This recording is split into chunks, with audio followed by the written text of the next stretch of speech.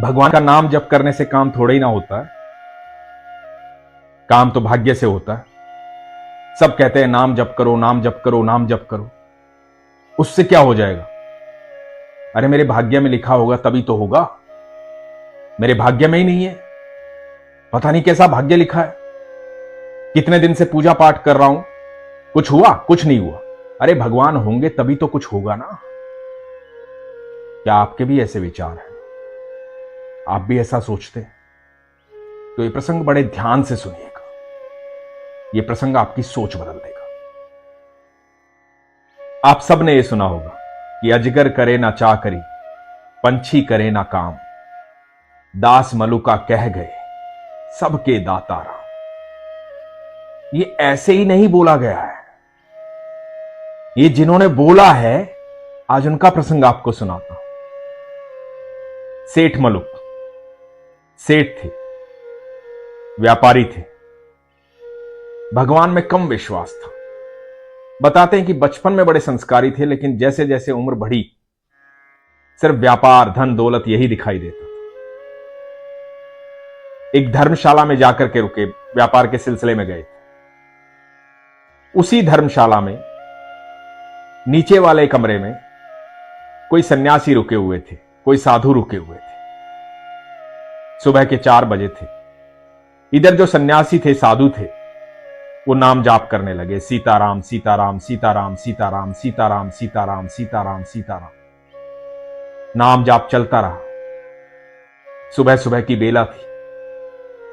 इधर सेठ जी जो है वो अपनी निंद्रा में थे, उनकी निंद्रा खराब हो गई। बड़ा गुस्सा है। सर्दी का समय था। ये कौन सुबह सुबह ये नाम जाप कर रहा है, सीताराम सीताराम सीताराम सीताराम। नींद खराब कर दी मेरी। लेकिन ये साधु जो है लगातार नाम जाप कर रहे थे, सीताराम सीताराम सीताराम सीताराम। सुबह हुई। सेठ जी पता करने आए कि कौन है ये, क्यों शोर मचा रखा है यहां। पता लगा एक सन्यासी, एक साधु है, उनके पास गए। बोले कि क्यों महाराज ये सुबह सुबह आप नाम जाप कर रहे हो, सीताराम सीताराम सीताराम सीताराम, क्या होगा इससे? मेरी नींद खराब कर दी आपने। ये सुबह सुबह आराम करने का समय होता है। आराम से उठो, खाओ पियो, मस्त रहो। सुबह 4 बजे उठ करके कौन सीताराम सीताराम करता है? पूरा दिन पड़ा है, जो करना है करो। सारा मूड खराब कर दिया सुबह सुबह। महाराज बोले कि बेटा, ये खान पान, जीवन की सारी व्यवस्थाएं उन भगवान की वजह से ही तो हैं, श्री राम की वजह से ही तो हैं, ईश्वर की वजह से ही तो हैं। यदि वही किसी को खान पान और व्यवस्थाएं नहीं देंगे तो फिर कैसे दिनचर्या चलेगी? कैसे पूरा दिन आराम से कटेगा? उनके बिना तो कुछ भी संभव नहीं।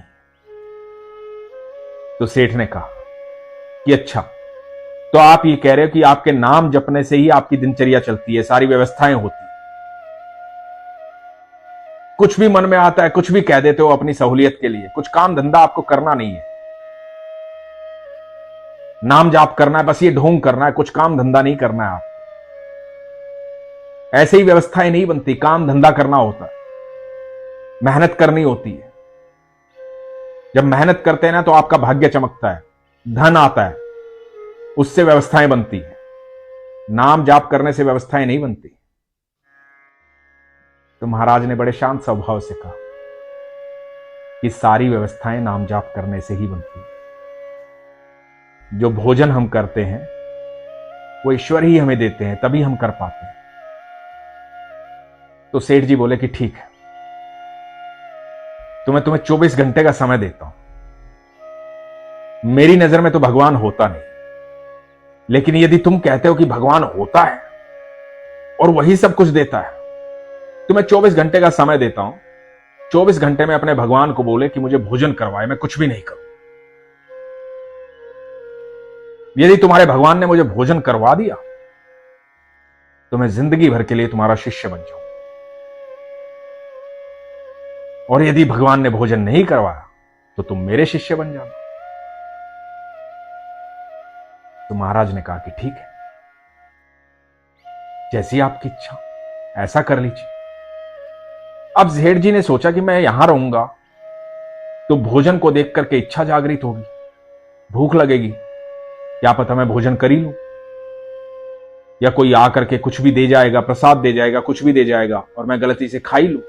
तो एकांत में चला जाता हूं, एकांत में जाऊंगा जहां कोई भोजन ना दे पाए, और 24 घंटे बाद मिलता हूं इनसे और फिर बताता हूं। इधर महाराज जो है अपने ईश्वर को याद कर रहे हैं, कह रहे हैं प्रभु इसे सद्बुद्धि दे, इसे समझा प्रभु कि सबका दाता तू ही है, तू ही सबको देता है। इसका शिष्य नहीं बनना प्रभु, मुझे आपकी शरण में रहना है। ये साधु प्रार्थना कर रहे हैं भगवान से। इधर जो सेठ जी हैं वो जंगल में चले गए हैं। वहां से थोड़ा सा दूर एक पेड़ पर जाकर के, बड़ के पेड़ पर जाकर के बैठ जाते कि यहां बैठा रहूंगा। अब यहां कहां से खाना आएगा, कौन खाना खिलाएगा? कल जब पूरे 24 घंटे बीत जाएंगे तब जाऊंगा और फिर बताऊंगा कि देखो कुछ नहीं दिया तुम्हारे भगवान ने, अब बन जाओ शिष्य। इधर ये पेड़ पे बैठे हुए हैं। थोड़ी देर बाद क्या देखते हैं, कुछ बंजारे आए। उन बंजारों ने वहां पर अपना भोजन तैयार करना शुरू किया। थोड़ी देर के लिए विश्राम के लिए रुके थे। बंजारे तो ऐसे ही होते हैं, कभी कहीं कभी कहीं। तो उस पेड़ के नीचे वो अपना भोजन तैयार करने लगे और भोजन तैयार होने लगा। इधर ये सेठ बैठे हुए हैं। इन्होंने कहा कि कुछ भी हो जाए नीचे नहीं उतरूंगा, कितनी भी अच्छी खुशबू आए भोजन नहीं करूंगा। और जब भोजन मैं ही नहीं करना चाहूंगा तो मुझे कौन करवा सकता है? बस कल सुबह की तो बात है, कल 24 घंटे बीत जाएंगे पर भोजन नहीं करूंगा। इधर बंजारों का भोजन तैयार हुआ और दूर से आवाज आई कि जैसे बहुत सारे घोड़े आ रहे। पुराना जमाना था, डाकू इस तरह से आते थे, डकैत इस तरह से आते थे। बंजारों ने सोचा कि डकैत आ गए हैं, डाकू आ गए। वो अपना सामान उठा करके भाग गए। भोजन वहीं रह गया। पीछे से डकैत आ गए, बहुत सारे घोड़े आ गए। डकैतों ने देखा कि यहां तो भोजन तैयार रखा हुआ। तो डकैतों ने सरदार से कहा कि सरदार आज तो बड़ी अच्छी व्यवस्था है, गर्मा गर्म भोजन तैयार है, पहले भोजन कर लेते हैं फिर आगे चलते हैं। तो सरदार ने कहा कि नहीं, ये कोई जाल बिछाया गया, किसी ने हमारे खिलाफ जाल बिछाया। किसी को पता था कि हम यहां से गुजरेंगे, ये भोजन रास्ते में रखा है, इसमें जहर मिलाया होगा। हम भोजन खाएंगे और हम मर जाएंगे, यही तो सामने वाला चाहता है। तो इस भोजन को कोई भी नहीं खाएगा, और जिसने ये जाल बिछाया है वो यहीं आसपास कहीं होगा, उसको ढूंढो, खोजो उसको, कहां है। अब सारे डाकू खोजने लगे। ऊपर सेठ जी बैठे थे पेड़ पर, ये सारा नजारा देख रहे थे। घबरा गए, डर गए। उस हड़बड़ाहट में उनके शरीर में थोड़ी हलचल हुई। हलचल होने के कारण नीचे खड़े डकैतों को पता लगा कि शायद कोई ऊपर है। ऊपर देखा तो सेठ जी बैठे हुए। सेठ जी को नीचे उतारा। सेठ जी घबरा गए। सेठ जी ने कहा कि आप मुझे गोली मत मारना, मुझे जान से मत मारना, मेरी कोई गलती नहीं है, ना मैंने ये भोजन रखा, मैंने कुछ नहीं किया।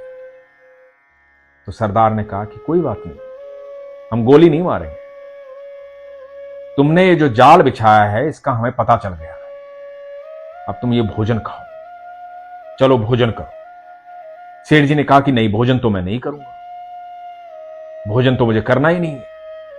तो सरदार ने कहा कि देखा, मैंने कहा था इसमें जहर मिलाया हुआ है, इसी व्यक्ति ने जहर मिलाया है, इसीलिए नहीं खा रहा है, अब तो भोजन इसे खाना पड़ेगा। तो सेठ जी ने कहा कि मैं भोजन नहीं खाऊंगा, मैंने तो कसम खाई है मैं भोजन नहीं खाऊंगा, मुझे भोजन नहीं करना है। तो सरदार ने कहा कि तुम क्यों नहीं करोगे भोजन, तुम्हें तो भोजन करवाया जाएगा, इसके हाथ पैर बांधो, इसे भोजन करवाओ। भोजन में विष मिलाता है, हमारे खिलाफ जाल फैलाता है, हमें पकड़ना चाहता है, आज इसकी सारी अकड़ निकालेंगे। और बाकी डाकू सेठ के हाथ पैर पकड़ते हैं और उसे भोजन खिलाते हैं। जब भोजन खा लिया जाता है और सेठ जी को कुछ नहीं होता है। तो डाकुओं का सरदार बोलता है कि इसे तो कुछ भी नहीं हुआ। तो सेठ जी कहते हैं मैंने तो पहले ही आपसे कहा था कि भोजन मैंने नहीं बनाया, ना मैंने रखा है यहां, आपने जबरदस्ती मुझे भोजन करवा दिया। इसमें कोई विष नहीं है, विष होता तो मैं मर जाता ना, लेकिन मैं तो आपके सामने हूं। तो सरदार ने कहा कि फिर तुमने क्यों मना किया भोजन करने से, तुमने क्यों कहा कि मैं भोजन नहीं करूंगा। तो सेठ जी ने सारा वृतांत बताया कि किस तरह से मैं धर्मशाला में रुका था, किस तरह से वो साधु वहां पर थे। उन साधु ने कहा कि नाम जाप करने से, भगवान का नाम लेने से हर चीज की प्राप्ति हो सकती है। और मैंने कहा कि नहीं, ये संभव नहीं है, भगवान नहीं होते। और देखिए उनकी बात सत्य हुई।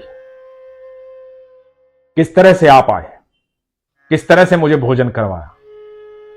आज मुझे यकीन हो गया कि सबके दाता राम है। अजगर करे ना चाकरी, पंछी करे ना काम, दास मलुका कह गए सबके दाता राम। ये सेठ जी संत मलुक दास जी थे, भगवान के अनन्य भक्त।